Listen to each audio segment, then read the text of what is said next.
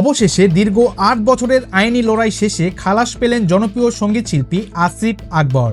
বিদেশি মদ উদ্ধারের অভিযোগে করা মামলায় আদালত তাকে সম্পূর্ণ নির্দোষ ঘোষণা করেছেন। সোমবার ঢাকার দ্বিতীয় অতিরিক্ত মহানগর দায়রা জজ আদালতের বিচারক আয়েশা আক্তার মৌসুমী এই রায় ঘোষণা করেন।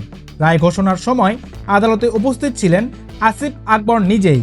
রায় পাওয়ার পর প্রতিক্রিয়ায় আসিফ আকবর বলেন, আলহামদুলিল্লাহ, এটা মিথ্যার ওপর প্রতিষ্ঠিত একটি অভিযোগ ছিল।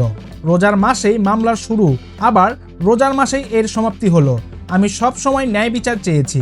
তিনি আরও বলেন, গত ৮ বছর ধরে নিয়মিত আদালতে হাজিরা দিয়েছেন, কিন্তু কখনোই কোনো প্রভাব বিস্তারের চেষ্টা করেননি বা বিষয়টিকে রাজনৈতিক ইস্যু বানাননি। তার ভাষায়, আমি একজন আইনজীবীর সন্তান, তাই আদালতের প্রতি আমার গভীর শ্রদ্ধা আছে।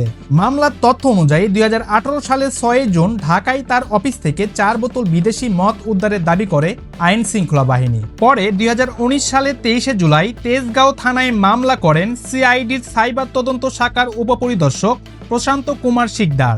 তদন্ত শেষে ওই বছরের ১৩ই অক্টোবর মামলার অভিযোগপত্র জমা দেওয়া হয়।